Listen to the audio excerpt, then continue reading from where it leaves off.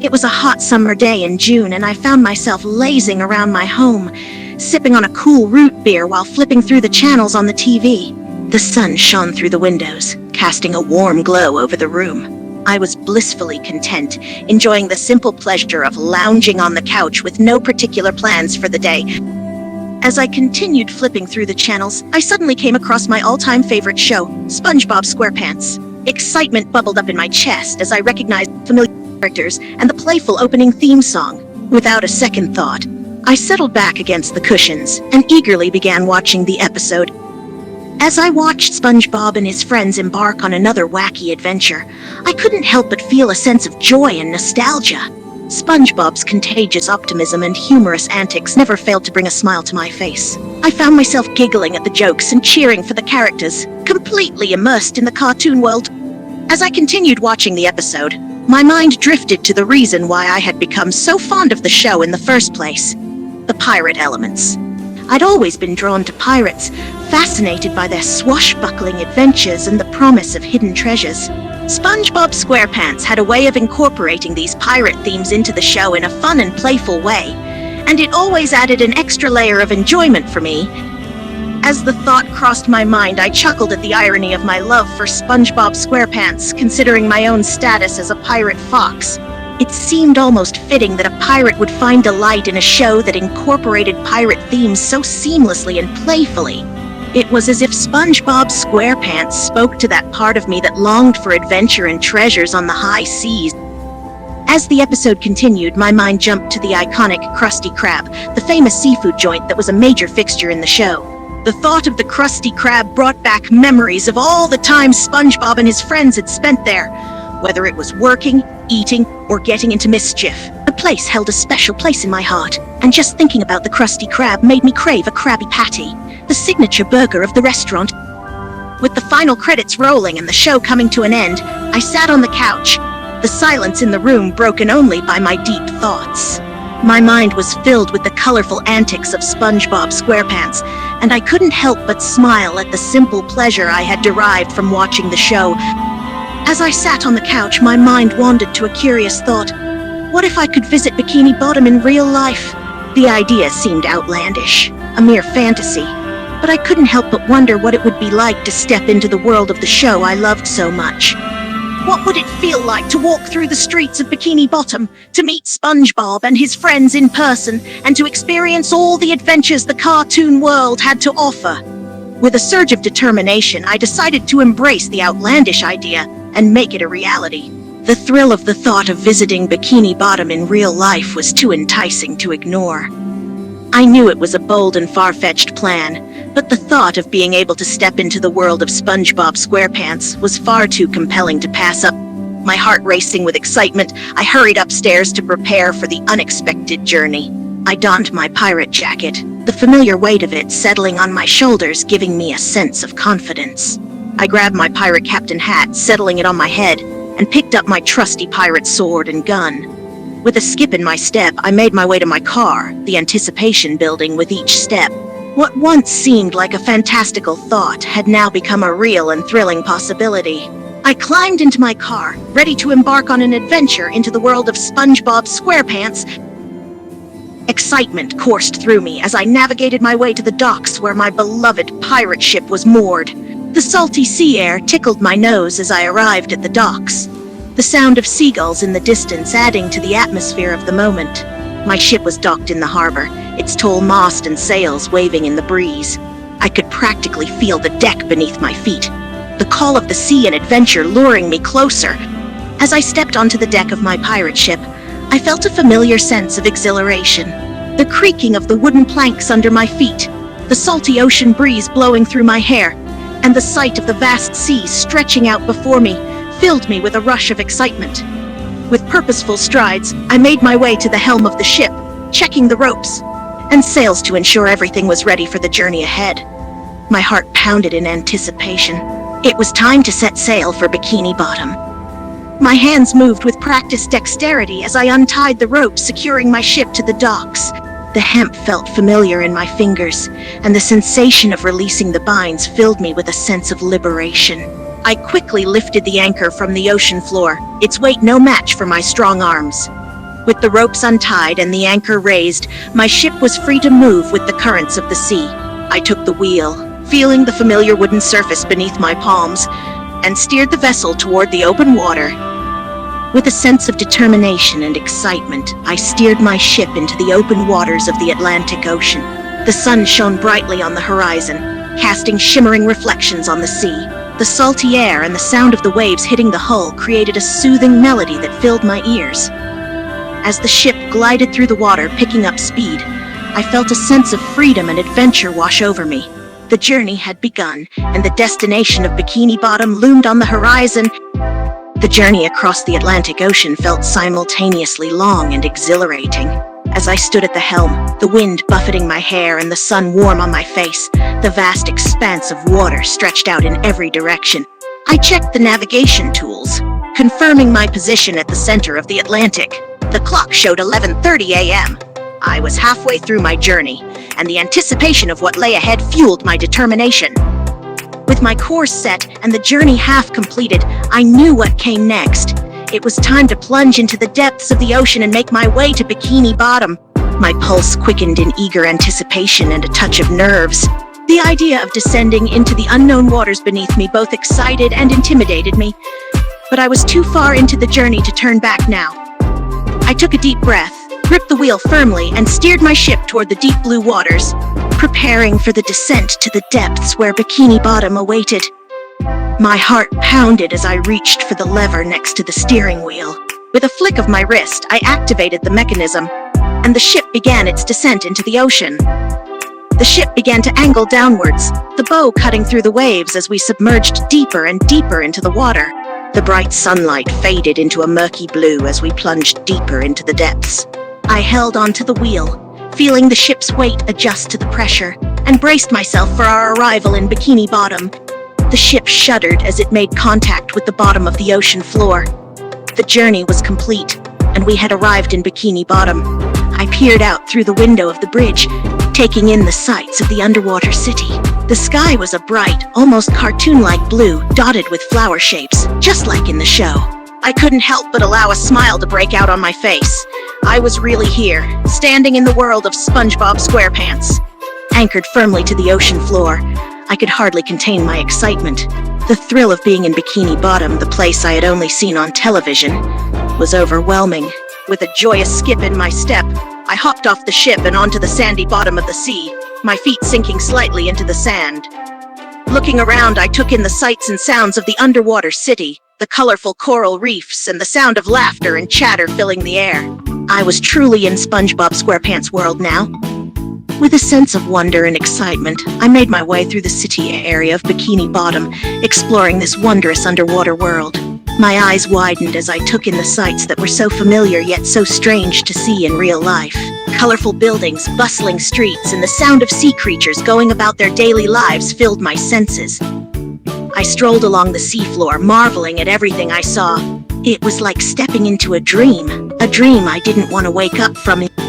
With every step I took, I felt like a kid in a candy store, discovering the wonders of Bikini Bottom. I continued to walk through the city, taking in the sights and sounds, feeling a sense of wonder and joy. The city was brimming with life, and every corner I turned revealed something new and exciting. I passed by restaurants, homes, and shops, each one a familiar landmark from the show. Everywhere I looked, it felt like I had stepped into the world of SpongeBob SquarePants, and I couldn't help but smile at the sheer delight of it all. As I continued exploring Bikini Bottom, I stumbled upon a particularly vibrant and captivating area, Jellyfish Fields.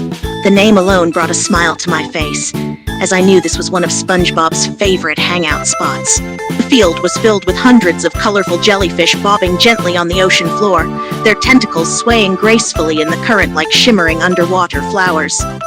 Mesmerized by the sight, I walked further into the field, watching in awe as the jellyfish floated around me, their translucent bodies glinting in the sunlight. As I stood among the jellyfish in Jellyfish Fields, admiring the colorful creatures, I noticed a few of them slowly swimming closer to me. They approached curiously, their long tentacles trailing behind them, and hovered around me like curious spectators. I was amazed at how friendly they seemed, gently floating around me without the stinging stings that jellyfish on land possess. A smile spread across my face as one of the jellyfish came close enough to brush against my hand. Its touch was surprisingly soft and gentle, like a caress from an underwater creature. As I observed the jellyfish surrounding me, I was taken aback when one of them nudged its head against me, as if asking for affection. A warm feeling bubbled up in my chest as another one nuzzled against my arm, their delicate tentacles wrapping around me gently. It was like they were seeking cuddles and affection, just like an affectionate pet would. Chuckling softly, I raised my hand and gently stroked the jellyfish's head, running my fingers along its soft, jelly-like skin. It seemed to approve, nuzzling even closer and rubbing its head against my hand with a contented, bobbing movement. Smiling at the affectionate display, I felt the first jellyfish wrap its tentacles around my waist, encircling me in a soft, gentle hug. Its long limbs felt like a warm, watery embrace, and the sensation was surprisingly pleasant. I let out another chuckle as I felt another jellyfish join in, wrapping their own tentacles around my legs, creating a loving jellyfish hug pile. The creatures continued to nuzzle and cuddle against me, their soft bodies pressing against mine in a peaceful and friendly manner. The jellyfish led me further into Jellyfish Fields, guiding me towards the unique and familiar sight of 6 giant SpongeBob statues standing in a circle. The statues, having appeared in the episode Spongehenge, were as tall as trees, and their cheerful, grinning faces stood out among the more organic surroundings of the field. As we approached the statues, I recalled the episode fondly. The statues had been a center of attention for the jellyfish, who loved how the wind blew through the holes in the statues and created a melody that they enjoyed. The sound of the wind blowing through the holes in the giant SpongeBob statues filled the air, and the familiar tune that the jellyfish had adored began to play. The melody was both eerie and mesmerizing, the soft whistles and echoes from the statues creating a unique symphony of sounds. The jellyfish surrounding me began to bob and sway in synchronized movement with the music, as if they were dancing and fully immersed in the tune. I watched the sight before me, a surreal and whimsical experience straight from the episode. The infectious melody of the song began to work its magic, and I couldn't help but start dancing along with the jellyfish. I moved my feet and swayed my hips, allowing myself to get lost in the music and the joy of the moment. Everything around me faded away, and I was surrounded by these gentle creatures and the harmonious sound of the statues. I closed my eyes and let the music wash over me, my body moving in tune with the melody. It was a moment of pure bliss, dancing with the jellyfish under the watchful gaze of the giant SpongeBob statues. As the song continued to play for 6 mesmerizing minutes, I felt myself fully immersed in the music and the dancing. My movements became more energized and frenzied, as if the upbeat tempo of the song had unlocked a hidden inner dancer within me. I twisted and turned, jumped and spun, becoming lost in the rhythm of the melody and the joyous movement. The jellyfish around me seemed to bob and weave in unison with my dance, their gentle movements adding a surreal, almost dreamlike quality to the whole experience. As the last notes of the song faded away, I came to a stop, feeling completely out of breath. The song had been so intense and the dancing so invigorating that it felt like I had just completed a rigorous workout. My heart pounded in my chest, and I panted slightly as I tried to catch my breath.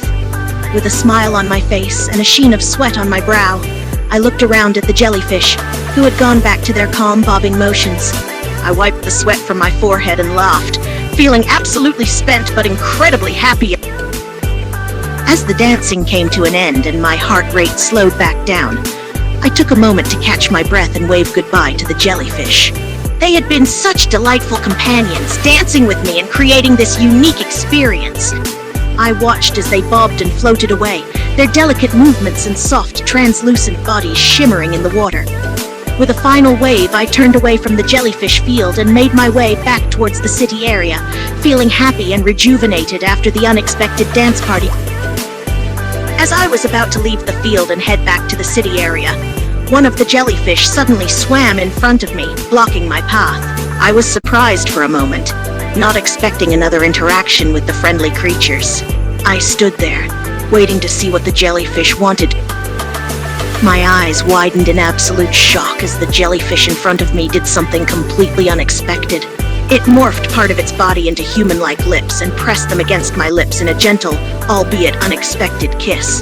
I stood there for a moment, completely stunned, not believing what had just happened. Before I could process what had occurred, the jellyfish pulled away, its lips disappearing back into its gelatinous body. It gave me a slight wave, then turned and swam away, leaving me standing there in flabbergasted bewilderment. I stood there, completely stunned and dumbfounded, staring off in the direction the jellyfish had just gone. The kiss had caught me completely off guard, and I still couldn't believe what had just happened.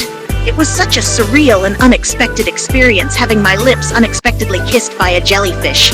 I raised my hand spirits and touched my lips as if to confirm that it had actually happened. It took me a moment to gather my wits and shake off the shock. Slowly, I began to walk back to the city area, still reeling from the surprise kiss. With the recent kiss from the jellyfish still on my mind, I strolled casually through the streets of Bikini Bottom, taking in the sights and sounds. However, my thoughts were interrupted when I caught sight of one of the street clocks, showing that it was noon. My stomach growled as a reminder that it was time for lunch. I chuckled at the timing, realizing that all the excitement and adventure had distracted me from noticing the time. Now, my stomach was demanding attention, and I knew it was time to find something to eat. As the growl from my stomach grew louder, I racked my brain trying to think of a place to grab some grub. Suddenly, a thought popped into my head. The Krusty Krab! The iconic fast food restaurant in Bikini Bottom, known for its delicious Krabby Patties. My stomach growled even more in anticipation at the thought of some yummy food. Now, with a destination in mind, I made my way towards the Krusty Krab, eager to satisfy my hunger and experience a taste of SpongeBob's favorite hangout spot. With the image of a juicy Krabby Patty in my mind, I walked down the neighborhood road towards the Krusty Krab. The scent of salty sea air mixed with the faint smell of cooking food from the nearby restaurants wafted through the air, only making my stomach growl even more. As I approached the familiar building, I saw the large, iconic sign of the Krusty Krab, surrounded by a few familiar faces like SpongeBob, Squidward, Patrick, and Mr. Krabs. I was finally here and ready to devour some delicious seafood. With my mouth practically watering at this point, I pushed open the doors to the Krusty Krab and stepped inside. The familiar sight of the restaurant was a little overwhelming. The bright lights, the colorful tables and chairs, and the iconic decorations all coming together to create the unique atmosphere of the Krusty Krab. The sound of the customers chatting and the occasional clatter of dishes filled the air, creating a lively ambiance. The scent of cooking food, particularly the signature Krabby Patties, assaulted my senses, making my stomach growl even louder. I approached the cash register, where the surly Squidward stood, tending to some of the customers. He seemed bored and annoyed, as per usual, but as soon as he noticed me approaching, his expression changed from annoyance to mild curiosity. "What can I get you?" he asked in his trademark grumpy tone, his eyes meeting mine. I pondered for a moment over the menu displayed behind the cash register, the mouth-watering choices making it difficult to decide. After a few seconds, I settled on the Krabby combo. A classic Krabby Patty, chicken nuggets, a side of kelp fries, and a tall kelp soda to wash it all down. I looked up at Squidward, who had an amused expression on his face at my unique order. "I'll have the Krabby combo, please," I replied, my eyes fixed on him. As I stood at the cash register, waiting for my order to be prepared, I watched as Squidward yelled through the window to SpongeBob in the kitchen. The cheerful, spatula-wielding Sponge looked up from his cooking, nodding in acknowledgement and giving me a cheerful wave. Squidward returned his attention to me, his expression still bored. "You're gonna have to wait a bit. SpongeBob needs to finish cooking," he grumbled, leaning on the counter. As I stood there, waiting for my food, I couldn't help but feel a pang of sympathy for Squidward. I knew that he was often the target of SpongeBob's enthusiastic pranks and adventures, and frequently faced teasing and mockery, particularly for his love of art and music. I decided to take the opportunity to extend a kind word his way while we waited for my order.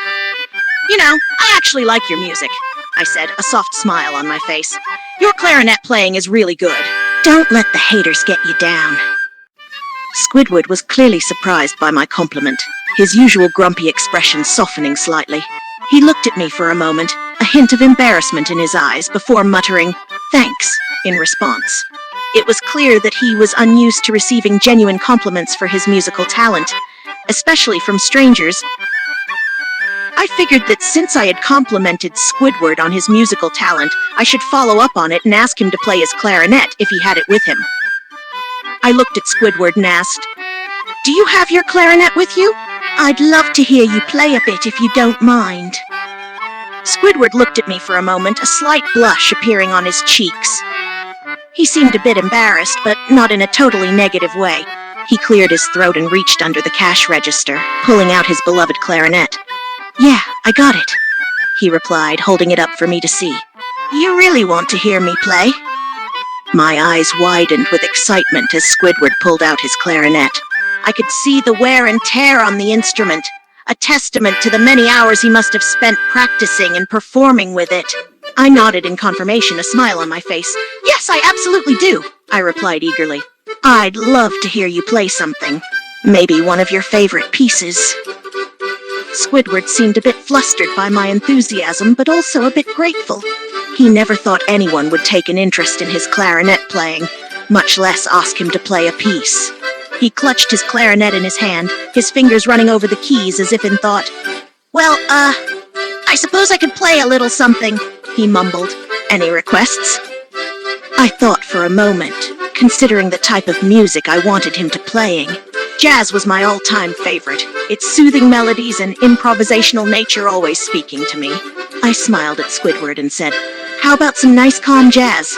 It's my favorite type of music, and I'd love to hear you put your own spin on it with your clarinet." Squidward nodded in agreement, a gleam of determination in his eyes. He lifted his clarinet to his lips and began to play, his fingers dancing across the keys with practice and skill. A soothing melody filled the air, a smooth and improvisational jazzy tune that seemed to fit the ambiance of the Krusty Krab perfectly. I couldn't help but clap excitedly as Squidward finished playing his clarinet, the jazzy tune fading away into silence. The skill and emotion that he had poured into the performance was evident, and I could tell that he was actually enjoying himself despite being put on the spot. "That was incredible," I exclaimed. "You're a fantastic clarinet player, Squidward." Squidward looked at me with a mixture of surprise and gratitude. He was not expecting to be praised so highly for his music, especially by a stranger. He blushed slightly, a small smile creeping onto his usually grumpy face. "Thanks," he mumbled, rubbing the back of his neck. "It's not many people that actually like my clarinet playing, so I appreciate it."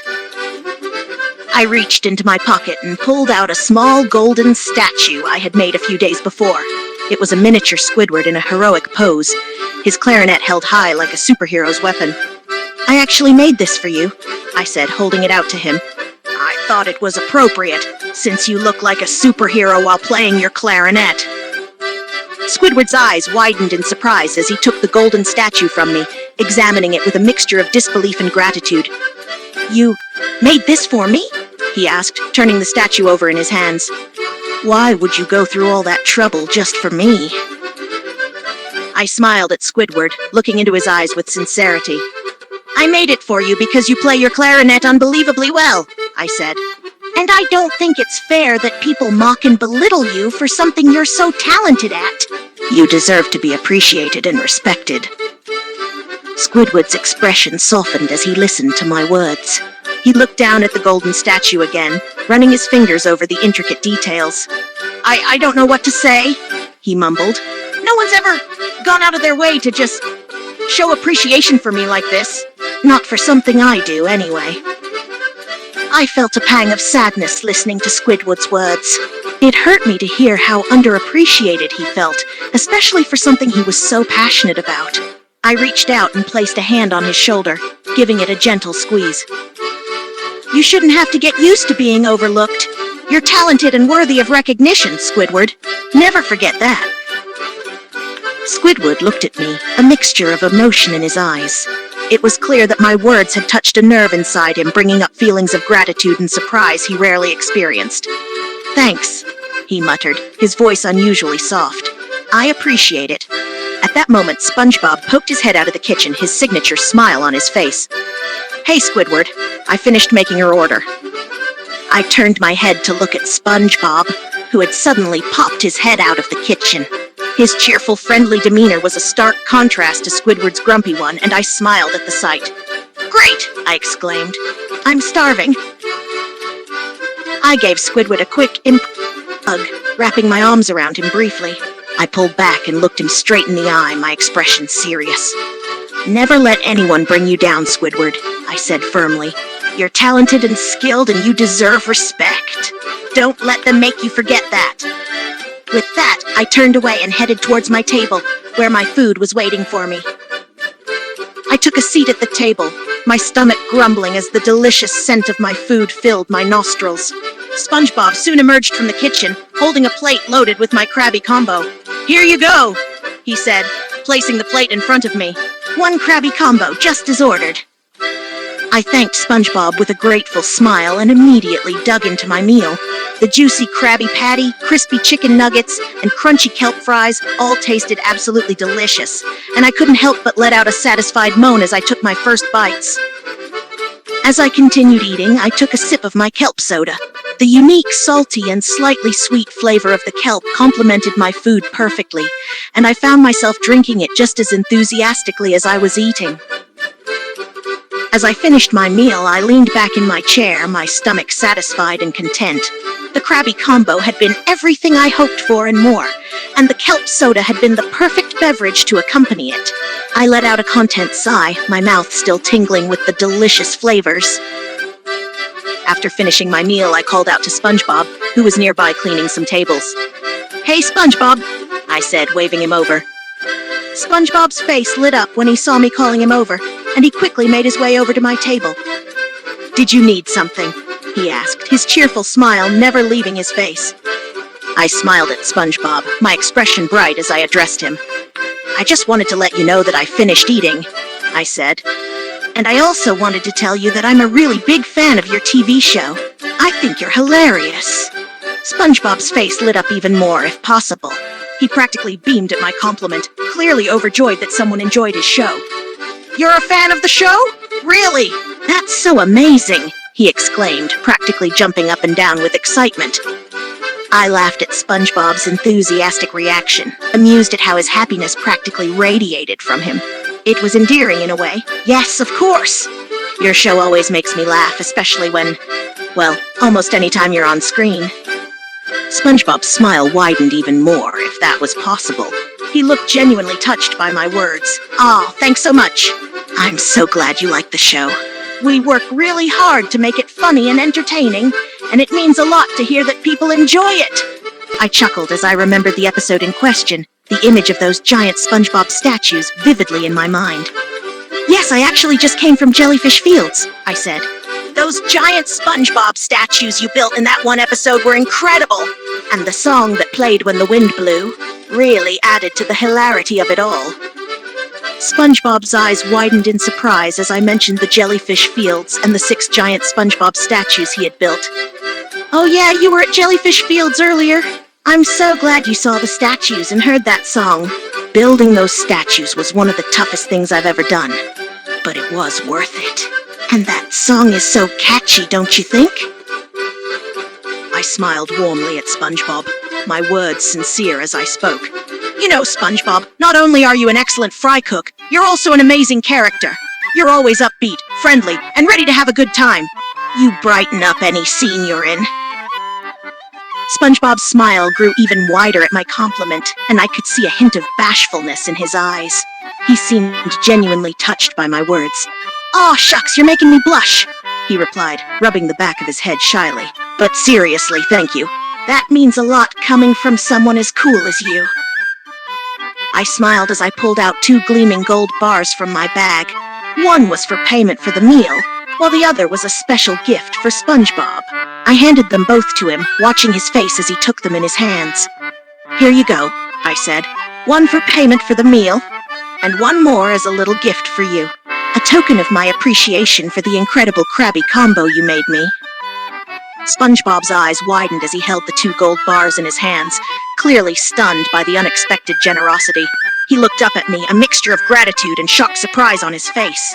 "Gold bars? For me, but why?" he asked, his voice filled with bewilderment. I chuckled at his reaction, amused by his surprise. I shrugged lightly, a small smile on my face. "Well, I enjoyed my meal so much I thought you deserved a little something extra. And what better thank you gift to give a fry cook than gold? SpongeBob's mouth dropped open, his eyes practically bugging out of his head as he stared at the gold bars in his hands. You don't have to give me this much, honestly, he stammered, his brain clearly struggling to process the value of the gold I was giving him. I smiled at SpongeBob's reaction, finding his astonishment adorable. I know I don't have to, I replied, but I wanted to. And hey, maybe you can finally treat yourself to something nice for a change. I bet you're always too busy working to splurge on yourself. SpongeBob's expression softened. He knew that I was right. He hardly ever had time or money to treat himself to something nice. Yeah, you're probably right, he admitted sheepishly, running a hand through his hair. I'm almost always working, and most of the time when I'm not, I'm just sleeping. I chuckled, adding to that comment, and jellyfishing. You're always out there trying to catch jellyfish. You never give yourself a break. SpongeBob chuckled weakly, rubbing the back of his head. He knew it was true. He spends almost all of his free time jellyfishing. Yeah, I guess I could take a break every once in a while. I leaned down and planted a quick, gentle kiss on SpongeBob's cheek, my way of thanking him again for everything. Then, with a warm smile, I gave his head a playful pat, messing up his hair a bit. Take care of yourself, SpongeBob, I said, my tone affectionate. And don't forget to treat yourself sometimes, okay?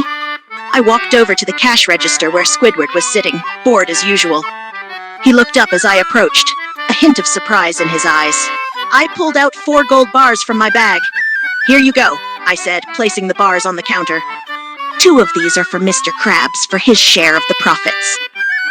Squidward's expression shifted as he looked at the 2 additional gold bars. Surprise flickered across his face, followed by a trace of gratitude in his eyes. He picked up the bars, running his fingers over them in disbelief. Gold bars for me, he mumbled, a hint of uncertainty in his voice. You're giving me these just for playing the clarinet? I nodded, a warm smile on my face. Yes, I replied. I was honestly blown away by your clarinet playing earlier. You're incredibly talented, and I think you deserve recognition for it. So consider these a token of my appreciation for your musical skills. I leaned down and planted a gentle kiss on Squidward's cheek, much like I did with SpongeBob. I could see a hint of surprise in his eyes as I did so, clearly not expecting such a gesture from a stranger. Take care, Squidward, I said, my tone affectionate. And don't let anyone tell you that your music isn't worth appreciating.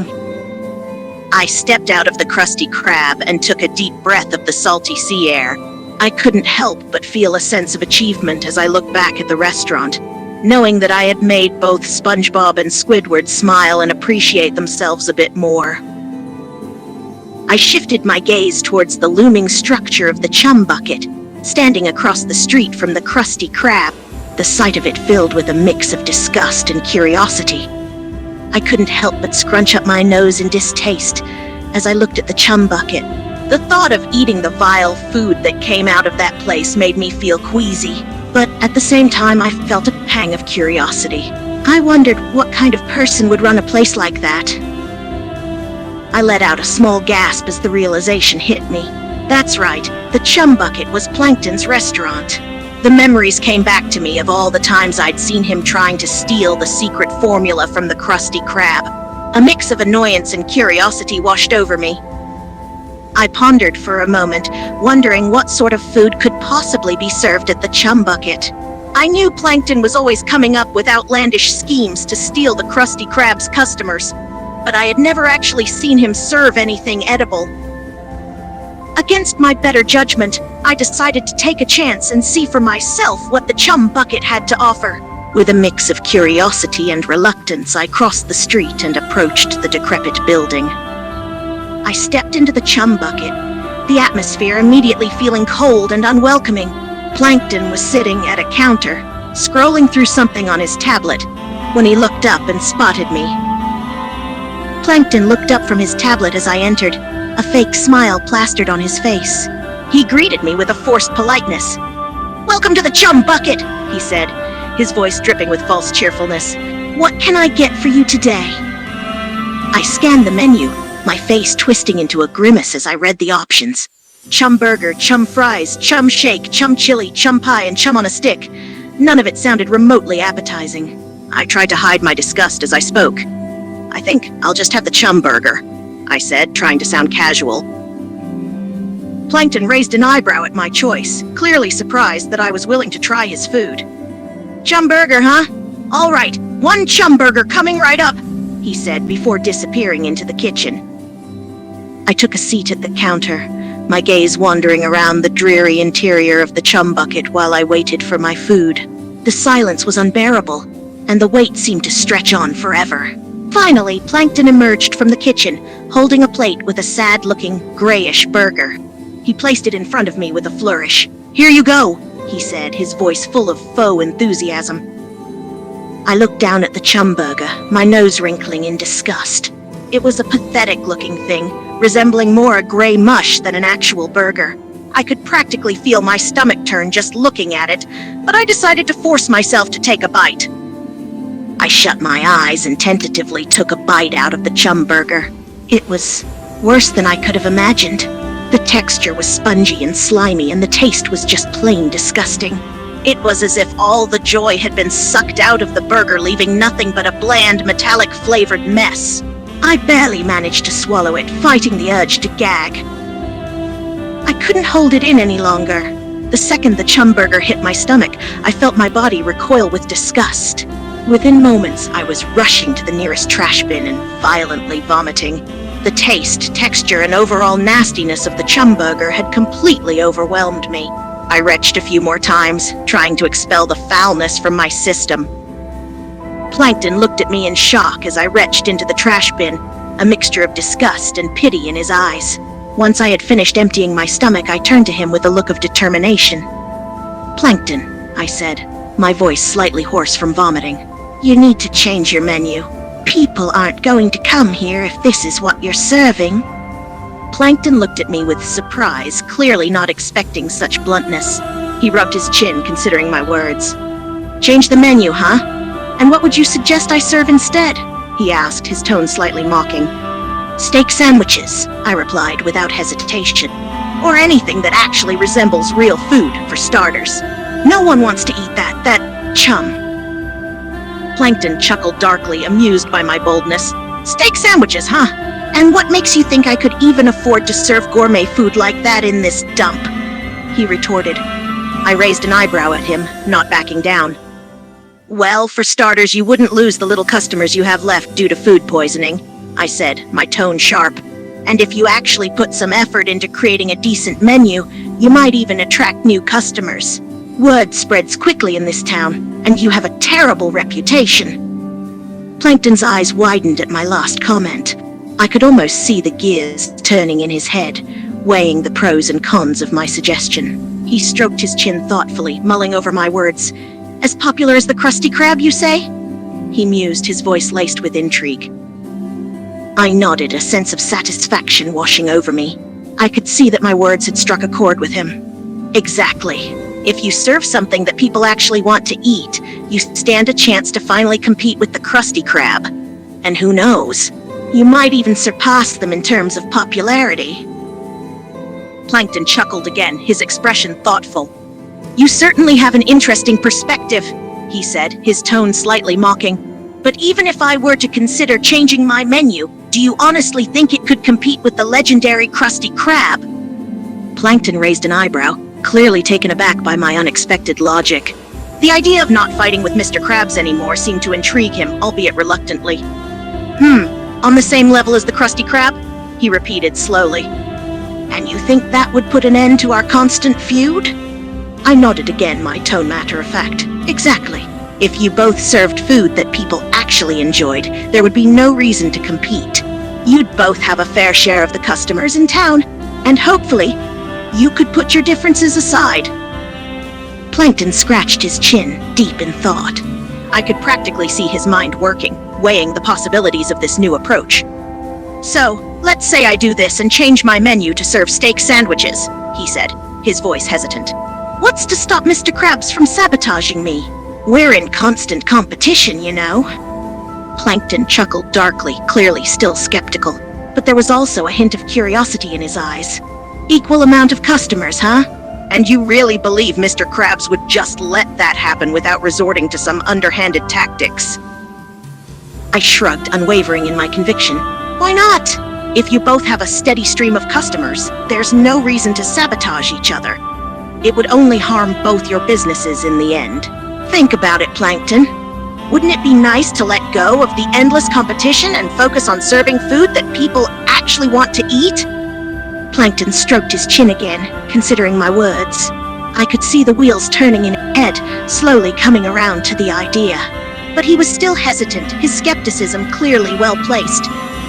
Plankton let out a defeated sigh, leaning back against the counter. He rubbed his temples, seemingly conflicted. Fine. Against my better judgment, I'll give it a shot. But if this blows up in my face and I end up getting sabotaged by Mr. Krabs, I'm blaming you, he grumbled. I chuckled softly, a sense of victory washing over me. I knew I had gotten through to him. Fair enough, but I have a feeling you won't regret this decision, Plankton, I said, my tone hopeful. Sometimes taking a risk can lead to unexpected rewards. Plankton rolled his eyes, still skeptical but also intrigued. We'll see about that, he muttered. But if Mr. Krabs tries anything, don't think I won't hold you accountable. I chuckled again, not fazed by his threat. I'll take full responsibility if things go sideways. But I believe in you, Plankton. I know you can turn this place around if you give yourself a chance. Plankton grumbled silently, clearly annoyed by my unwavering faith in him. But behind his grumpy facade, I could see a hint of something else, a flicker of hope. All right, I'll give it a shot, he said, his voice tinged with resignation. But don't get your hopes up. This town doesn't change overnight, you know. Plankton and Karen waved back at me as I bid them farewell. Plankton's expression had softened somewhat, and there was a newfound determination in his eyes. Thanks, Fexa, he said gruffly. And hey, I'll do my best to make this menu change work. I stepped out of the chum bucket, feeling a sense of satisfaction wash over me. I had managed to convince Plankton to change up his menu and even give his wife a diamond ring for their anniversary. I took a deep breath of the salty sea air, feeling proud of myself for being able to make a difference, even in the small ways. With a sense of joyful curiosity, I wandered through the colorful and vibrant streets of Bikini Bottom. I explored the various shops, homes, and other sights the underwater city had to offer. Each new place I visited held its own unique charm and character.